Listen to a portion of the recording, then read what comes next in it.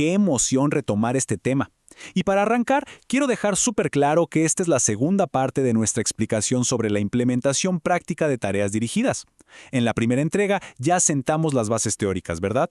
Pero bueno, ahora toca entrar de lleno a la acción.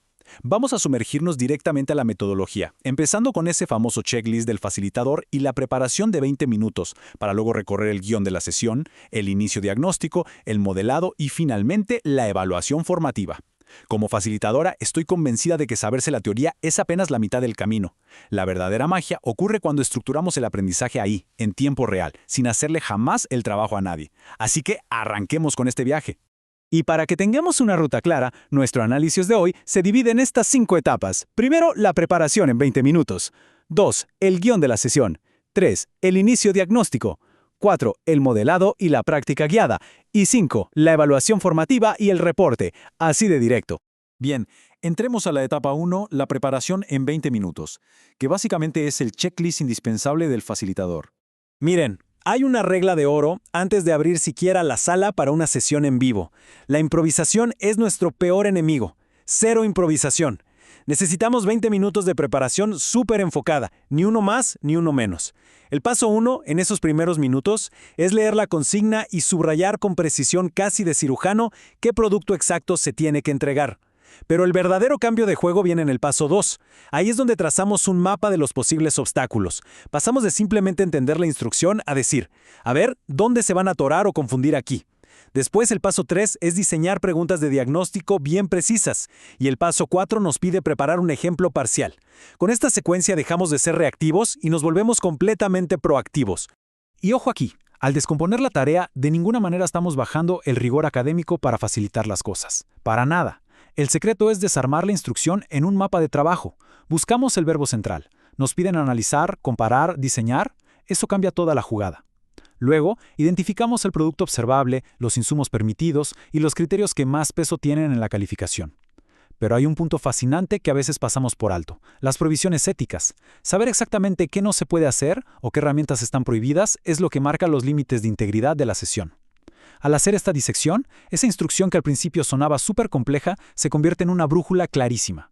Pasemos a la etapa 2, el guión de la sesión y cómo estructurar esos valiosos 60 minutos.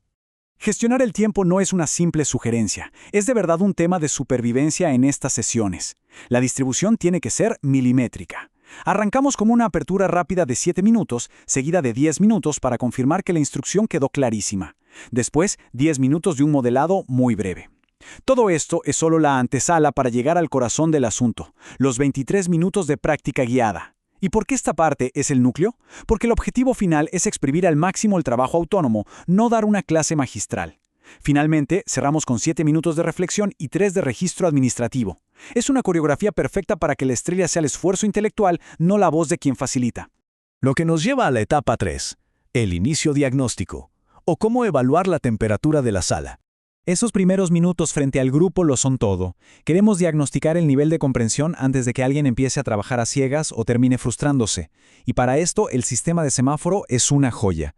Si vemos un 70% en verde, o sea, que la gran mayoría entendió, la táctica es pasar directo a la práctica guiada y monitorear a los pocos que faltan.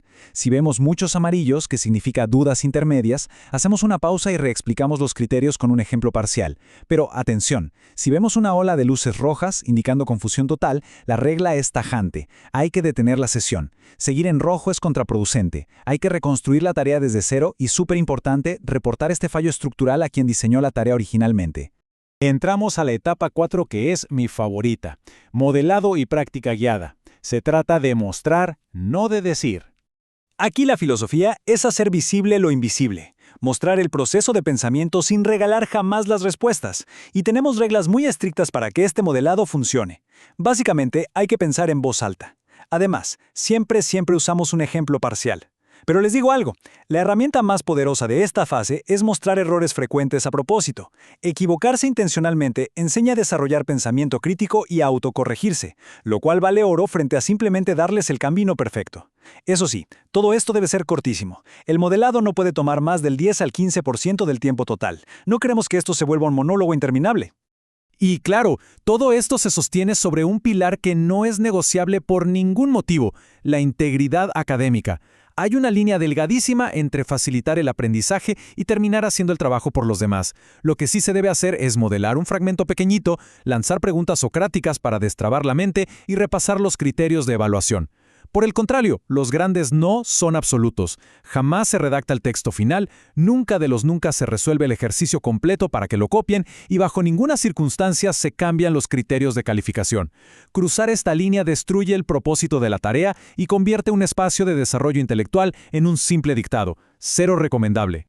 Ahora, durante el pleno corazón de la sesión, en esos 23 minutos de práctica guiada, la ayuda que damos tiene que ser súper dinámica y proporcional a la necesidad.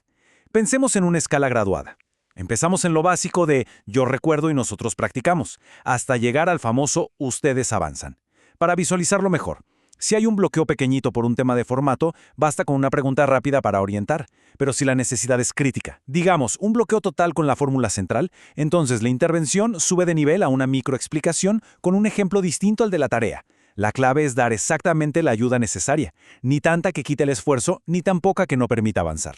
Me encanta el concepto de triage académico porque nos salva la vida en la gestión del tiempo. No podemos dejar las dudas al azar. Si es una duda puramente individual, el reloj marca un límite de 2 minutos de atención, máximo. Si la duda es común, de esas que ya vemos que tienen 3 o más personas, entonces vale la pena pausar y dedicarle hasta 6 minutos en grupo. Pero ojo al límite crítico, 8 minutos máximo para una duda muy compleja. ¿Por qué tan estrictos con esos 8 minutos? Para evitar el efecto cuello de botella. No podemos permitir que una sola duda súper enredada nos secuestre los 60 minutos y arruine el flujo del resto del grupo. Y cuando toca dar retroalimentación individual, hay que ser como cirujanos con las palabras. La regla de los 30 segundos es espectacular para no dar explicaciones de más. Solo tiene 3 elementos. Primero, mencionamos un logro genuino que hayamos observado. Segundo, indicamos un ajuste prioritario. Y tercero, damos un próximo paso que sea verificable de inmediato. Por ejemplo, en vez de echar un gran rollo, decimos algo como: tu análisis está impecable hasta el segundo párrafo. Ahora, revisa que la conclusión cuadre con tu premisa inicial antes de seguir. ¡Listo! Es específico, empuja a la acción y como toma 30 segundos nos permite seguir circulando por la sala sin perder el ritmo. Hay un mito enorme de que ser inclusivo significa hacer las tareas más fáciles. Y no, nada más alejado de la realidad.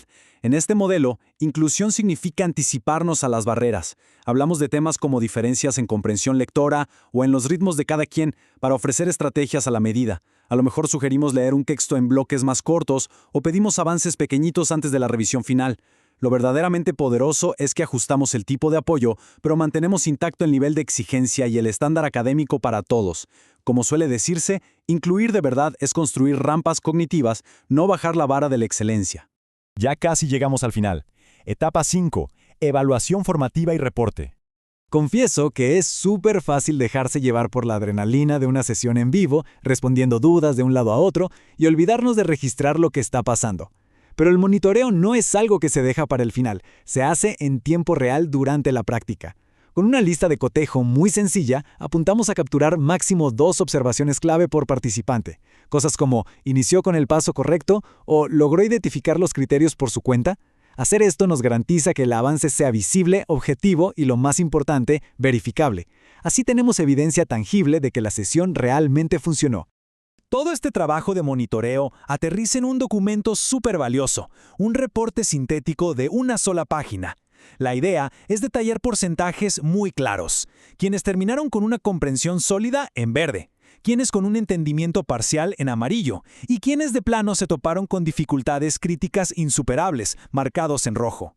Este reporte vale oro porque cierra el ciclo. Al documentar qué funcionó y dónde estuvieron los tropiezos estructurales, le entregamos a quien diseñó la tarea la información exacta que necesita para mejorar y afinar futuras actividades.